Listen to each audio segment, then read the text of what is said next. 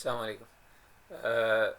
Glycaemic variability جو ہے یہ ایک بڑا ریسنٹ ٹاپک ہے جس پہ بہت زیادہ ریسرچ ہو رہی ہے، کیونکہ پرابلم یہ ہے کہ جب ہماری شوگر نارمل سے زیادہ ہوتی ہے، نارمل شوگر آپ کو پتہ ہے 85 mg/dl ہوتی ہے، تو جب اس سے شوگر زیادہ ہوتی ہے تو جتنی زیادہ اوپر جاتی ہے اور جتنی زیادہ دیر وہ اوپر رہتی ہے اس کی وجہ سے وہ شوگر آپ کے نروز اینڈنگ پہ جا کے اور آپ کے ریڈ بلڈ سیل پہ جا کے چپک جاتی ہے، جس کی وجہ سے لانگ ٹرم کمپلیکیشنز ہوتی ہیں آپ کی آنکھوں کی، کڈنیز کی، ہارٹ کی، پاؤں کی، یہ وہ۔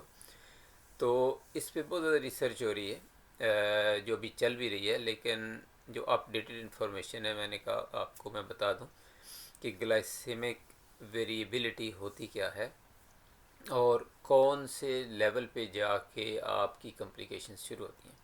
تو سب سے پہلے تو یہ یاد رکھیں کہ جو HbA1c یا ایوریج گلوکوز آپ کی، اس کا اور ڈائبیٹک کمپلیکیشنز کا یا مورٹیلٹی ریٹ کا جو ہے یہ یو شیپ ریلیشن شپ ہے۔ تو آپ اگر 85 کے قریب ہیں تو وہاں پہ آپ کی منیمم کمپلیکیشن یا زیرو کمپلیکیشن ہے۔ اگر آپ کی ایوریج 85 سے نیچے چلی جاتی ہے تو اس میں بھی پرابلمز ہیں۔ اگر آپ کی ایوریج 85 سے اوپر جاتی ہے تو اس میں بھی آپ کی شوگر کی کمپلیکیشنز ہوں گی۔ یہ ان لوگوں کے لیے بھی ہے جن کو شوگر نہیں ہے اور ان کی ایوریج شوگر 100-110 تک رہتی ہے، لیکن وہ ڈائبیٹک نہیں ہے۔ تو گلائسیمک ویریبلٹی جو ہوتی ہے یہ اس کا مطلب یہ ہے کہ اگر آپ کی شوگر، اگر آپ ایوریج شوگر آپ نکالیں اور آپ کی آتی ہے ایوریج شوگر 85 mg/dl اور HbA1c جو ہے اس وقت آپ کا 4.67 ہوگا، تو آپ بالکل پرفیکٹلی نارمل ہیں۔ لیکن یہ ایوریج شوگر کیلکولیٹ ہوتی ہے آپ کی منیمم اور میکسیمم دونوں کو ملا کے۔ تو اگر تو آپ کی ایوریج شوگر 85 آ رہی ہے، آپ کا HbA1c 4.7 آ رہا ہے، تو آپ خوش ہیں کہ آپ بالکل نارمل ہیں، لیکن ایسا ہوتا نہیں ہے، کیونکہ اگر آپ اپنی شوگر چیک کریں ہیں فنگر پرک سے جو آپ کا گلوکومیٹر ہے، تو اگر آپ کی شوگر 60 اور 140 کے درمیان ہے تو کھانے کے بعد 140 پہ چلی گئی، 2-4 گھنٹے وہاں رہی، مارننگ میں رات میں 60 تک چلی گئی، تو at the end of the day جو آپ کی ایوریج آئے گی وہ تقریباً 85 آئے گی۔ دوسری صورت یہ ہے کہ آپ کی شوگر فاسٹنگ کی جو ہے وہ 80 تک ہے، کھانے کے بعد 90-100 تک جاتی ہے، اور پھر جو آپ کی ایوریج ہے وہ پھر 85 ہے۔ تو یہ اس کو کہتے ہیں گلائسیمک ویریبلٹی۔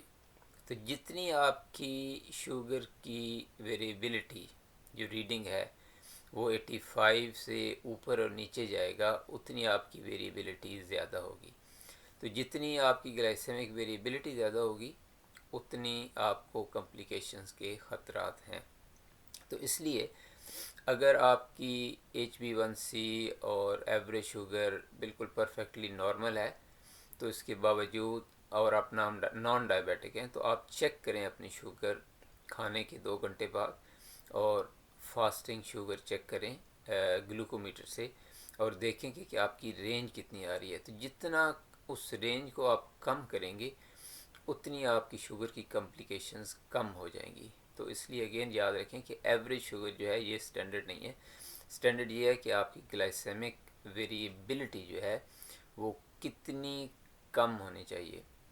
تو نارملی جو ابھی ریسنٹ ریسرچ ہے وہ یہی کہتے ہیں جی کہ آپ کی گلائسیمک ویریبلٹی جو ہے وہ 20% سے کم ہونی چاہیے، لیکن جو اسٹرکٹ میئرمنٹ ہے وہ یہی ہے کہ آپ جتنا 85 کے کلوز رہیں اتنا آپ کی شوگر کمپلیکیشنز کم ہوں گی۔